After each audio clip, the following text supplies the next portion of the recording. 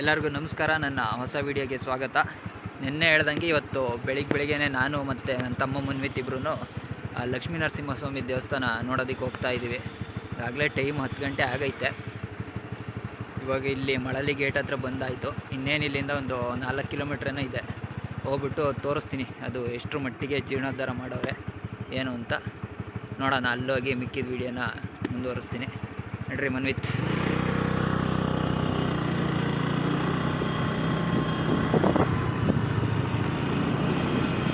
ಇಲ್ಲೇ ಊರ ಹತ್ರ ಏನೋ ಬಂದಾಯಿತು. ಈಗ ಇಲ್ಲೇ ಎಡಗಡೆಗೆ ತಗೊಂಡ್ರೆ ಊರು, ದೇವಸ್ಥಾನ ಎಲ್ಲ.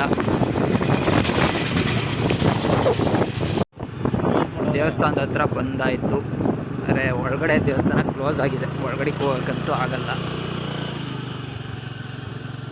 ಇವಾಗ ದೇವಸ್ಥಾನದ ಹತ್ರ ಬಂದಾಯಿತು. ಒಳಗಡೆ ಹೆಂಗಿದ್ರು ಕ್ಲೀನಾಗಿತ್ತು ಮೊನ್ನೆನೇ, ಹಂಗಾಗಿ ಒಳಗಡೆ ನೋಡೋ ಅವಶ್ಯಕತೆ ಇಲ್ಲ. ಆಚೆ ಒಂದು ರೌಂಡ್ ತೋರಿಸ್ಬಿಡ್ತೀನಿ. ಕಡೆ ಬರಮ್ಮ. ಮೇಲಿದ್ದಿದ್ದು ಹುಲ್ಲೆಲ್ಲ ಫ್ರಂಟಲ್ಲಿ ಮಾತ್ರ ಕ್ಲೀನ್ ಮಾಡವ್ರೆ. ಇನ್ನು ಆಚೆ ಎಲ್ಲ ಯಥಾ ಪ್ರಕಾರ ಹಂಗೆ ಐತೆ. ಇಲ್ಲೆಲ್ಲ ಒಂಚೂರು ಗಿಡ ಗಂಟೆ ಕಡ್ದಾಕವ್ರು ಅಷ್ಟೇ. ಅಷ್ಟೇನು ಜೀರ್ಣೋದ್ಧಾರ ಆಗಿಲ್ಲ. ಮೇಯ್ನಾಗಿ ಆಗಬೇಕಾಗಿರೋದೇ ಇದನ್ನು ಹಂಗೆ ಬಿಟ್ಟವ್ರೆ. ಆಯಿತಾ, ಬನ್ನಿ ಹಂಗೆ ಒಂದು ರೌಂಡ್ ಹಾಕ್ತವ್ರೆ ದೇವಸ್ಥಾನ. ಇಲ್ಲೆಲ್ಲ ಒಂದು ಚೂರು ಕ್ಲೀನ್ ಆಗೈತೆ ಬಿಟ್ಟರೆ ಮೊನ್ನೆ ಹೆಂಗಿತ್ತು ಹಂಗೆ ಐತೆ.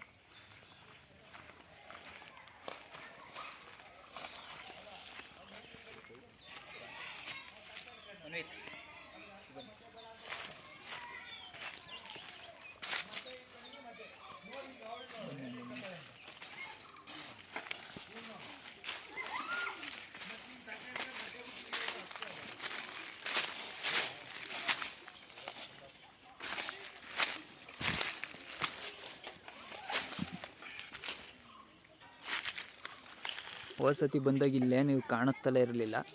ಪರವಾಗಿಲ್ಲ, ಇಲ್ಲೆಲ್ಲ ಕ್ಲೀನ್ ಆಗೈತೆ. ಕಡೆ ಬಾ. ಆ ಮೇಯ್ನ್ ಕ್ಲೀನ್ ಆಗಬೇಕಿರೋ ಗಿಡ ಗಂಟೆಗಳು ಹಂಗೆ ಇದ್ದಾವೆ.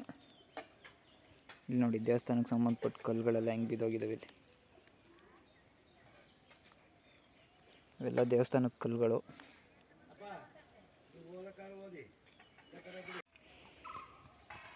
ದೇವಸ್ಥಾನದ ಆವರಣ ಫುಲ್ಲು ಕಸದ ತೊಟ್ಟಿಯಾಗಿ ಹೋಗೈತಿ. ಬರೀ ಹುಲ್ಗಳು ಮಾತ್ರ ಕ್ಲಿಯರ್ ಆಗಿರೋದು ಫ್ರಂಟು. ವಿಡಿಯೋ ನೋಡಿ ತುಂಬ ಕ್ಲೀನ್ ಆಗಿದೆ ಅಂದ್ಕೊಂಡೆ. ಪರವಾಗಿಲ್ಲ, ಇಷ್ಟಾದರೂ ಮಾಡ್ಕೊಂಡವ್ರೆ. ಬೇಡವಾ, ಇದು ನಾವು ಮಾಡ್ಸೋ ಕೆಲಸ ಏನೂ ಇಲ್ಲ, ಎಲ್ಲ ಊರವರೇ ಮಾಡೋರೆ ಅಂದ್ಕೊಂಡಿದ್ವಿ. ಇನ್ನು ನಾವು ಮಾಡಿಸ್ಬೇಕಾಗಿರೋ ಕೆಲಸ ತುಂಬಾ ಇದೆ. ಪರವಾಗಿಲ್ಲ, ಅವರು ಏನೋ ಒಂದು ಶುರು ಮಾಡೋರೆ. ಮಿಕ್ಕಿದ ಕೆಲಸನ ನಾವು ಮುಂದುವರ್ಸೋಣ ಅವ್ರ ಸಹಕಾರ ತಗೊಂಡು. ಫ್ರಂಟಿಂದ ಮಾತ್ರ ನೀಟಾಗಿ ಕಾಣಿಸ್ತೈತೆ. ಹಿಂದೆ ಎಲ್ಲ ಯಥಾ ಪ್ರಕಾರ ಅದೇಗಳು. ನೋಡೋಣ, ಇದನ್ನು ಗ್ರೂಪಲ್ಲೆಲ್ಲ ಅಪ್ಡೇಟ್ ಮಾಡ್ತೀನಿ. ಆಮೇಲೆ ಮಿಕ್ಕಿದ ಕೆಲಸ ಗ್ರೂಪಲ್ಲಿ ಏನು ನಿರ್ಧಾರ ತಗೊಳ್ತಾರೋ ನೋಡಿಬಿಟ್ಟು ಮುಂದಿನ ಕೆಲಸ ಕಾರ್ಯ ಏನು ಅಂತ ತಿಳಿಸ್ತೀನಿ. ಸದ್ಯಕ್ಕೆ ಇನ್ನೊಂದ್ಸತಿ ದೇವಸ್ಥಾನ ನೋಡ್ಕೊಬಿಡಿ, ಆಮೇಲೆ ಹೊರಡೋಣ ಇಲ್ಲಿಂದ.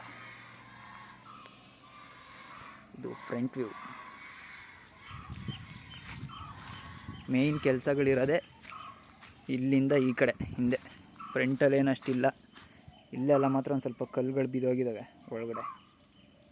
ಟೋಟಲಾಗಿ ಇನ್ನೊಂದು ಸತಿ ಇದನ್ನು ಫುಲ್ಲು ರಿನೋವೇಷನ್ ಮಾಡಲೇಬೇಕು.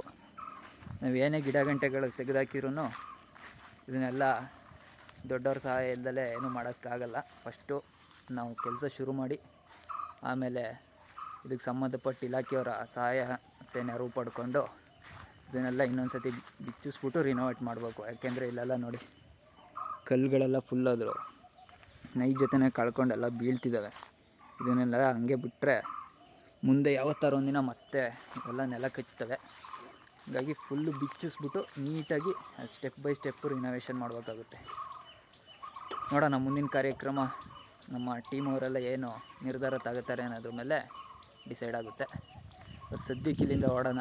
ಈಗ ಮತ್ತೋಗಿ ಒಂದು ಸ್ವಲ್ಪ ಕೆಲಸಗಳನ್ನ ಮುಗಿಸ್ಕೊಂಡು ಊರಿಗೆ ಹೋಗ್ಬೇಕು ಮಧ್ಯಾಹ್ನ ಮೇಲೆ. ಸರಿ, ಇನ್ನು ಮುಂದಿನ ವೀಡಿಯೋನ ಹಾಸನ ಸಿಟಿಗೆ ಹೋದ್ಮೇಲೆ ಮುಂದುವರಿಸ್ತೀನಿ. ಇವಾಗ ನೋಡಿದ್ರಲ್ಲ ದೇವಸ್ಥಾನದ ಸ್ಥಿತಿ ಇನ್ನೂ ಹೆಂಗಿದೆ ಅಂತ. ಅಲ್ಲಿ ಫ್ರಂಟಲ್ಲಿ ಒಂದಷ್ಟು ಹುಲ್ಗಳನ್ನ ತೆಗೆದಾಕಿರೋದು ಬಿಟ್ಟರೆ ಇನ್ನೇನು ಅಲ್ಲಿ ಕೆಲಸಗಳು ಮುಂದುವರೆದಿಲ್ಲ. ಸುತ್ತ ಒಂದು ಸ್ವಲ್ಪ ಕೊಚ್ಚಿದ್ದಾರೆ ಅಷ್ಟೇ, ಕಲ್ಲುಗಳೆಲ್ಲ ಕಾಣಂಗೆ. ಇನ್ನು ಈ ವಿಡಿಯೋನ ನೋಡಿದವರೆಲ್ಲ ಜಾಸ್ತಿ ಶೇರ್ ಮಾಡಿ ಇದೆಲ್ಲ ಕಡೆ, ಇನ್ನು ವೈರಲ್ ಆಗಲಿ ಅಂತ ಕೇಳ್ಕೊತ ನಮ್ಮ ಮುಂದಿನ ಕೆಲಸ ನೋಡೋದಕ್ಕೆ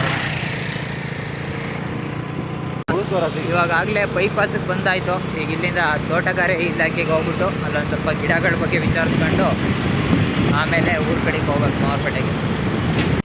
ಆಗಲೇ ತೋಟಗಾರಿಕೆ ಇಲಾಖೆ ಹತ್ರ ಬಂದಾಯಿತು. ಅಯ್ಯ ತೇರಿ ಬಂದಿದ್ದ ತಕ್ಷಣ ಹಿಡ್ಗಿದ್ನಲ್ಲ, ನೋಡೋಕೆ ಹಿಂಗೈತೆ ಆವರಣ. ಈಗೆಲ್ಲಿ ಈಗ ಒಳಗಡೆ ಹೋಗಿ ಒಂದು ರೌಂಡ್ ವಿಚಾರಣೆ ಮಾಡಬೇಕು ಗಿಡಗಳ ಬಗ್ಗೆ.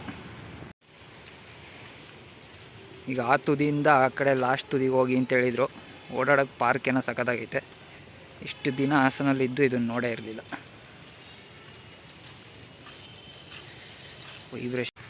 ಆಚೆ ಉರಿ ಹೊಡಿತೈತೆ, ಒಳಗಡೆ ಸ್ಪ್ರಿಂಕ್ಲರ್ ಹಾಕಿರೋದಕ್ಕೆ ಒಂದು ನೀರು ಪ್ರೋಕ್ಷಣೆ ಆಯಿತು. ಸ್ಪ್ರಿಂಕ್ಲರ್ ಹೆಸರು ಎತ್ತುತ್ತಿದ್ದಂಗೆ ತಂಪುಗೈತೆ ಒಳಗಡೆ ವಾತಾವರಣ. ಸ್ಪ್ರಿಂಕ್ಲರ್ ನೀರು ಹೊಡಿತಿರೋದಕ್ಕೆ ಇಲ್ಲೆಲ್ಲ ನೀರು ನಿಂತೋಗೈತೆ, ಹಂಗಾಗಿ ಇಲ್ಲೂ ಹೀಟೆ ನೋಡಿ. ಸ್ಪ್ರಿಂಕ್ಲರ್ ಹೆಂಗೆ ಹೊಡಿತವ್ರೆ ಅಂತ, ಅದಕ್ಕೆ ಅಷ್ಟು ವಾತಾವರಣ ಮಾತ್ರ ಫುಲ್ಲು ತಂಪಾಗೈತಿ. ಆಚೆ ಮಾತ್ರ ಬಿಸಿಲು ಬೇಜಾನು ಹೊಡಿತೈತೆ. ಇವಾಗಿಲ್ಲಿ ಒಳಗಡೆ ಫುಲ್ಲು ಕಸಿ ಮಾಡಿಟ್ಟಿರೋ ಗಿಡಗಳೆಲ್ಲ ಇದ್ದಾವೆ. ಮಾವಿನಕಾಯಿ, ನಿಂಬೆಹಣ್ಣು, ಕಿತ್ತಳೆ ಹಣ್ಣು, ಈ ಕಡೆ ಎಲ್ಲ ಹೂವಿನ ಗಿಡಗಳು. ಇಲ್ಲಿ 300, 100, 150 ಇಂದ ಗಿಡಗಳು ಶುರು ಆಯ್ತವೆ. ಎಲ್ಲ ಬರೀ ಮಾವಿನ ಗಿಡಗಳು, ಡಿಫ್ರೆಂಟ್ ತಳಿಗಳು. ಇವಾಗ ಫಸ್ಟ್ ಹೋಗಿ ನುಗ್ಗೆ ಗಿಡಗಳ ಬಗ್ಗೆ ಕೇಳ್ಕೋಗೋಣ. ಅದರಲ್ಲಿ ನಮ್ಮ ಸಾವಯವ ಕೃಷಿ ಮಾಡೋಕ್ಕೆ ನುಗ್ಗೆ ಗಿಡ ಆಗಲಿ, ರಿಸಿಡಿ ಅಂಥವೆಲ್ಲ ಬೇಕು. ಅದು ಯಾಕೆ ಏನು ಅಂತ ಆಮೇಲೆ ಹೇಳ್ತೀನಿ. ಫಸ್ಟ್ ಅವ್ರನ್ನ ಹೋಗಿ ವಿಚಾರಿಸ್ಕೊಬಿಟ್ಟು ಇಲ್ಲೇ ಮುಂದಿನ ಕೆಲಸ ನೋಡೋಣ ಸಿಗುತ್ತಾ ಏನು ಅಂತ. ನನ್ನ ಫ್ರೆಂಡ್ ಹೇಳ್ದೆ ಇಲ್ಲಿ ಸಿಗುತ್ತೆ ನುಗ್ಗೆಕಾಯಿ ಬೀಜ ಅಂತ. ನೋಡಿ ಹೂವಿನ ಗಿಡಗಳು ಏನು ಸಾಕಾಗಿದೆ.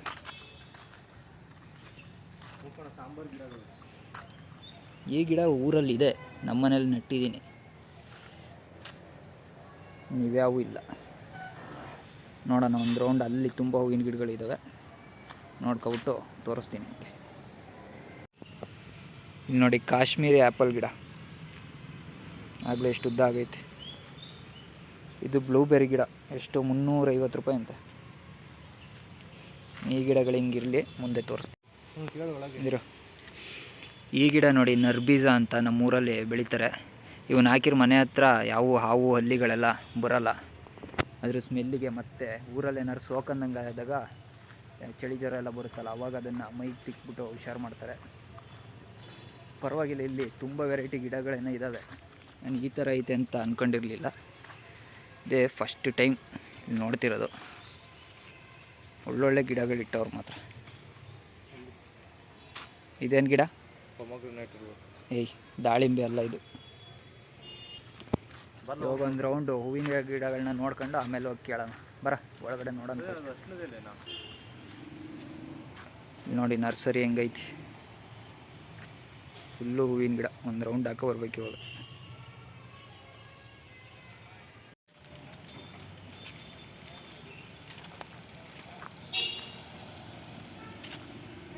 ಈ ಥರ ಗಿಡಗಳನ್ನ ಹಾಕ್ಬೇಕು, ಯಾವಾಗಲೂ ಹೂವು ಇರ್ತವೆ ಇಲ್ಲಿ.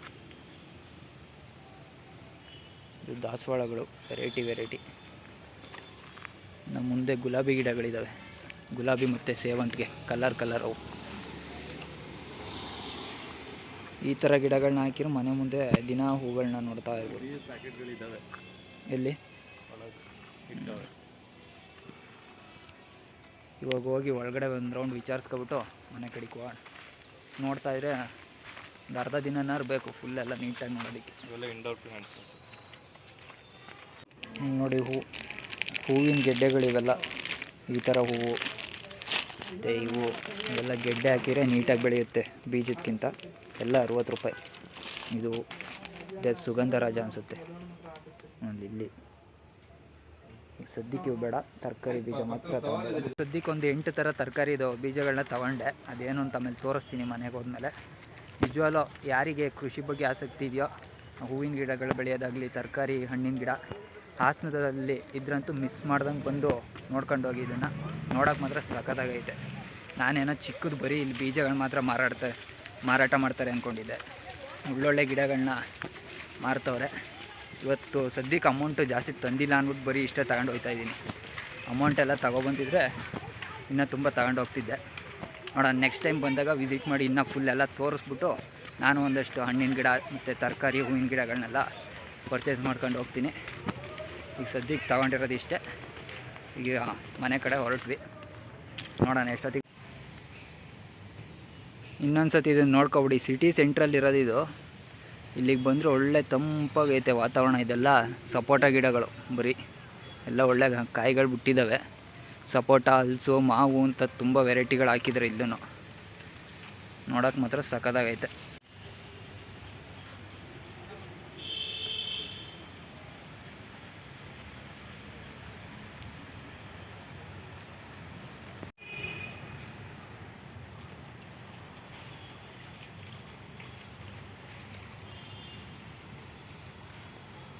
ಮಧ್ಯಾಹ್ನ 2 ಗಂಟೆಗೆ ಹಾಸನಿಂದ ಹೊರಟವನು ಇಲ್ಲಿಗೆ ಬಂದು ತಲುಪಾಗ 6:30 ಆಗಿತ್ತು. ಹಾಸನಲ್ಲಿ ತಂದಿದ್ದು ಗಿಡದ ಬೀಜಗಳಿವು. ಇದು ಫ್ರೆಂಚ್ ಬೀನ್ಸು, ಇವೆರಡು ನುಗ್ಗೆ ಗಿಡ, ಈ ಸಕ್ಕರೆಕಾಯಿ ಗಿಡ, ಕ್ಯಾರೆಟು, ಈರುಳ್ಳಿ, ಇದೊಂದು ಜೋಳ. ಇಷ್ಟನ್ನು ತಗೊಬಂದಿದ್ದೀನಿ ಈಗ ಸದ್ಯಕ್ಕೆ. ಇನ್ನೂ ಎಕ್ಸ್ಟ್ರಾ ಏನಾರು ಬೇಕಾದ್ರೂ ಒಂದಿನ ಹೋಗಿ ತಗೊಂಡು ಬರಬೇಕು. ಹೀಗೆ ಈ ವಿಡಿಯೋನ ಇವತ್ತು ಇಲ್ಲಿಗೆ ಎಂಡ್ ಮಾಡ್ತಾಯಿದ್ದೀನಿ. ಇನ್ನೇನಿದ್ರು ರಾತ್ರಿ ಮಲ್ಗೋವರೆಗೂ ತೇಜಸ್ವಿಯವರ ಪರಿಸರ ಕಥೆ ಪುಸ್ತಕ ಓದಬೇಕಷ್ಟೇ. ಇನ್ನು ನಾಳೆ ವಿಡಿಯೋದಲ್ಲಿ ಸಿಗೋಣ. ಇಲ್ಲಿವರೆಗೂ ಬಾಯ್. ಈ ವಿಡಿಯೋ ಇಷ್ಟ ಆಗಿರೋ ಲೈಕ್ ಮಾಡಿ, ಶೇರ್ ಮಾಡಿ, ಹಂಗೆ ನನ್ನ ಯೂಟ್ಯೂಬ್ ಚಾನಲ್ಗೆ ಸಬ್ಸ್ಕ್ರೈಬ್ ಆಗಿಬಿಡಿ.